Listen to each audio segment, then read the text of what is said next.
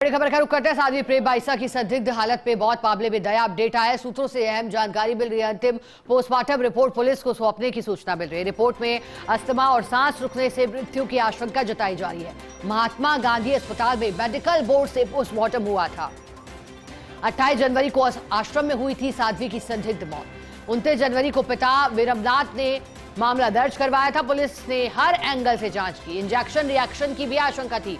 डेक्सिना व डायनापार इंजेक्शन को लेकर सवाल उठे थे। एमडीएस अस्पताल के कंपाउंडर देवी सिंह ने कल फिर उनसे पूछताछ हुई थी। 5 घंटे तक एफएसएल रिपोर्ट में जहर की पुष्टि नहीं हुई थी। साध्वी को लंबे समय से अस्थमा था, साथ ही अपने इनहेलर पंप रखती थी। हालांकि पुलिस ने आधिकारिक रूप से मृत्यु के कारणों का खुलासा नहीं किया है। अस्थमा अटैक और सांस रुकना ही मौत की मुख्य वजह मानी जा रही है। तो साध्वी प्रेम बाईसा की डेथ मिस्ट्री जो बनी, कई तथ्य थे इसमें। पहला, सोशल मीडिया पोस्ट जो कि मौत के बाद बताया गया। फिर उसके बाद इंजेक्शन की थ्योरी भी सामने आई।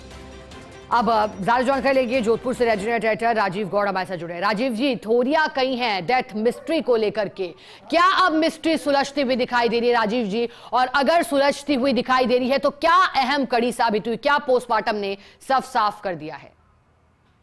देखिए, निश्चित रूप से ये मामला 28 तारीख को सामने आया तो उससे लेकर के अब तक। राजीव जी, आपकी आवाज नहीं मिल पा रही ठीक ढंग से।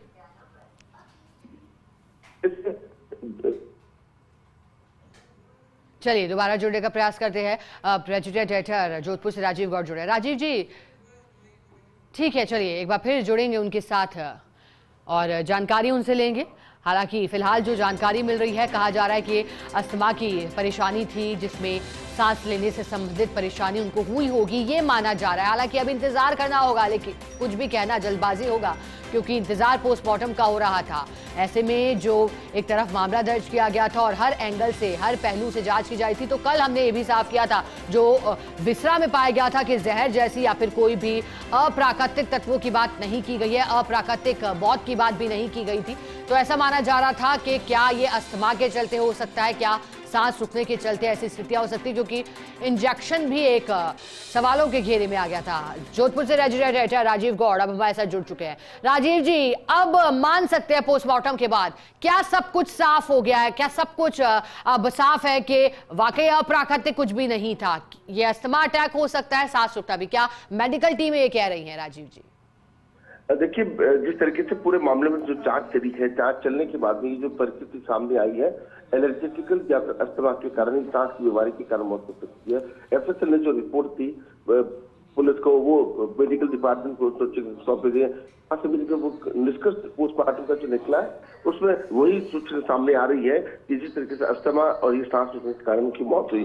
45 लोगों से पूछताछ किए जाने के साथ में जिस तरीके से 600 पृष्ठ का एक पूरी रिपोर्ट तैयार की गई है। एसआईटी के मुखिया छवि शर्मा ने 9 साथियों के साथ मिलकर की जांच पड़ताल की है, लेकिन साथ में पुलिस कमिश्नर ओम प्रकाश पर नजर बनाए हुए थे।